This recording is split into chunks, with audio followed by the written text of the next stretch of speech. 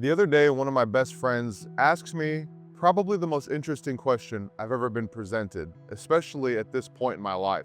The reason this question was so interesting to me was because the answer to it ends up being the most important thing to my development and growth as a human, trying to improve themselves, trying to make something of themselves, and trying to make an impact on this world. And I never even considered it, especially when I was in that phase of my life where I was drinking, numbing myself, doing all types of stupid shit to distract myself from how I felt. But as I began to develop myself, this aspect, the answer to this question is everything. And if you don't address this part of your life and you don't improve this, you will never grow and you will always wonder why you are so stagnant. Now, for a little bit of context, this is one of my best friends. I've known him since freshman, sophomore year of high school. We played football together. Him and I were always the giant guys. I'm 6'5", he's like 6'7". People called us the Twin Towers all the time. Kind of fucked up because I am Arabian, but I thought it was hilarious. Anyways, you know, we smoked weed together. We drank together. In fact, I think I was one of the first people to introduce him to weed. And as we continued through our lives, even late into college, we were always doing the same thing, more or less just bullshitting. And over the past 2 years, he has been one of the main people to witness that change in myself. And he started to realize that he wanted to make a similar change, and he just couldn't figure out, why have my principles so drastically and so definitively changed in such a quick amount of time? And when he asks me questions, I'm fucking sure. I don't hesitate.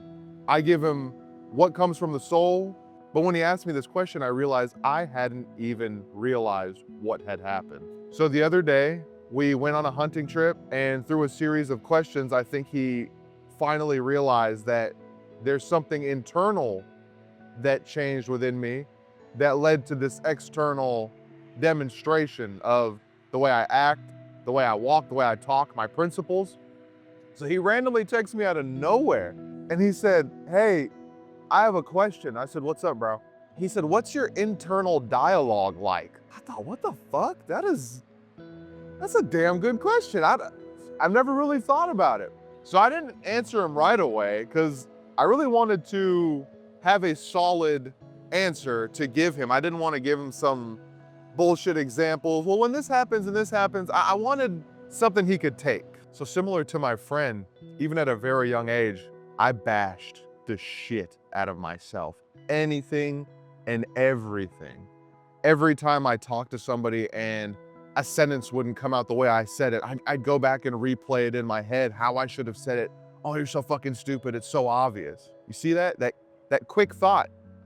"Oh, you're so fucking stupid." Or when I'd go eat something unhealthy, and I know internally, even at a young age, you get a pretty good idea of what's good and what's bad, but you just fall into the bad so much. And that also counts for how you talk to yourself. "Oh, you're so lazy. God, you're such a fat ass. Oh, none of these girls like you. Oh, you're never gonna be good in school. You're never gonna amount to anything." That person, the one person who ever talks shit to you, or the couple of people, "Oh, they were right. You know, I'm not anything. I'm not gonna become anything." So on and so forth.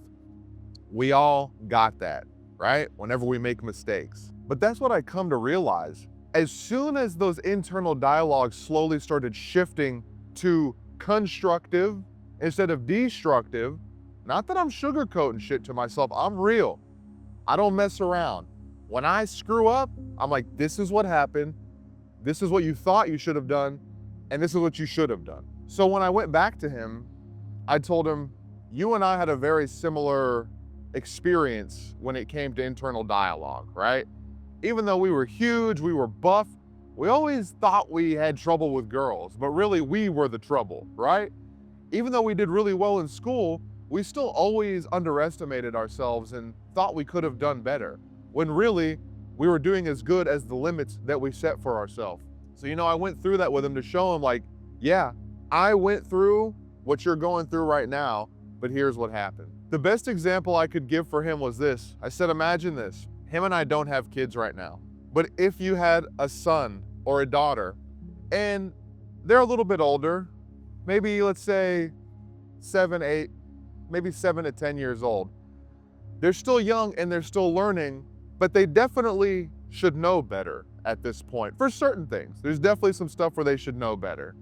Let's just say throwing their clothes on the floor when it should be in the laundry hamper, or rinsing off the dishes right away, putting them in the dishwasher. Just some basic things that you probably would set as this is what you should do.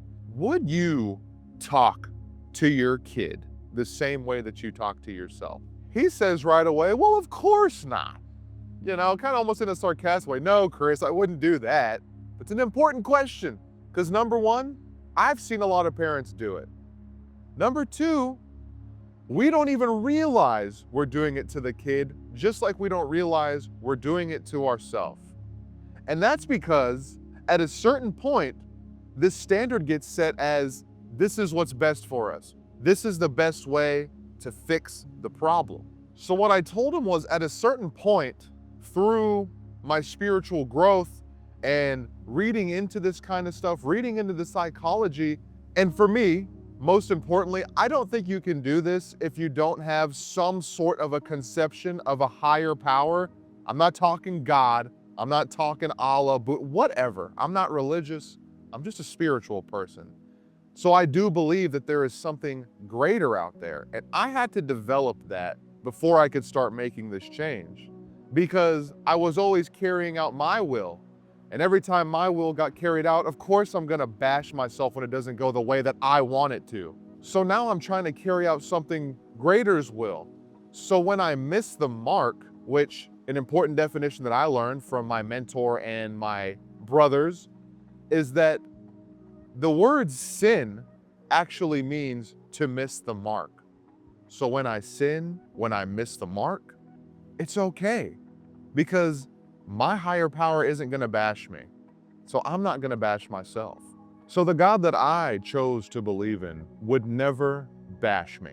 There is nothing that I can do that would ever make my God hate me or be angry at me. He will always love me, or it will always love me. It'll always accept me, and it'll always have my back. So who the fuck am I to judge me for my actions?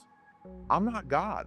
So I no longer play God. I stop acting like God. So to sum it up in how I go about it, or the relationship, or the back and forth, if you want to call it, the conversation, it's like a nurturing father would try to encourage their son through that problem. So if I make a mistake, I still do it. I still bash myself a lot of the times initially, but I catch myself. And I even take a second to realize that I'm catching myself doing it. Whoa, we're not doing that anymore. We're not in the bashing your own kids kind of attitude. So I say we catch ourselves, here's what we're gonna do now. We're gonna constructively review what happened. It's okay that this happened. This is what you were aiming for. You missed the mark a little bit. As of right now, to the best of my knowledge, these are the adjustments that we're gonna make to get to that goal or get to that point. That's it. That's all I do. I just stop, don't bash myself, look at what can be fixed, encourage myself, hey, you're on the right path, at least you're trying, and then make those adjustments and move. I don't allow my mind, that external force, to get in the way of my brain, because my brain knows what I should be doing. My mind is all the bullshit, well, what about this and what about that? Well, this is why you screwed up. You knew you shouldn't have done that, but you did it. Shut the fuck up. Shut the fuck up. Now, I do think that there's different ways to talk to yourself. I'm more on the gentle side, but I think where you come from is most important, because there's people like David Goggins. David Goggins is the type of guy who's like, you're being a bitch, you're being a pussy, get the fuck up. That works for him. But see, his intention is constructive. He knows he's not bashing himself. He knows he's not degrading himself. There's plenty of people like that, but you have to know where you're coming from. For me, I prefer not to do that. I'm a fragile, I'm very fragile, okay? If I start cussing, you're a fucking bitch, get the fuck, like, it may start okay, but I think over time it can be misconstrued because I'm just like that. I don't know what to say. So you gotta find out what your voice is. You gotta find out how you can talk to yourself, how you can be constructive and rebuild and reevaluate what you're doing instead of destructive. And what I came to realize is this has been the key. Something I didn't realize until he asked me that question. What's your internal dialogue like? This has been the key to me redefining myself, staying consistent, not giving up on my goals. Because if I was sitting there destructively criticizing myself the entire time like I was for the first 26, 27 years of my life, I would quit so quick. It wouldn't even cross my mind to keep going, because guess what? I'm stupid. I'm not, what everybody expects me to be. I'm fat. I don't care about myself. I'm an asshole. All the little things. And I think one of the most important notes to keep in mind is how subtle those voices are. Until I started really looking at myself and what I was doing, oh my God, if this guy goes over this patch of fucking grass for the 11th time, you know what? It's whatever. Just keep it moving. I'm gonna let y'all see. He's done this. See this guy? He's done this 12 times. I shit you not. I've paused this video 12 times. Whatever. See? The voices. He's doing his job. He's doing what he's got to do. He probably doesn't want to get bitched at by whoever's in charge. I get it. But again, you don't even realize these voices are going on for a long time until you kind of sit down and start sifting through what's going on in your house. I call this your house. We got a clean house, right? So take a second to look at the way you go throughout the day. Look at how you talk to yourself when you go through challenges. There he goes. Take that second to go through how you talk to yourself. You might not even realize how negative and how bashing and how destructive you are. And these foundational shifts in how you talk to yourself affect everything.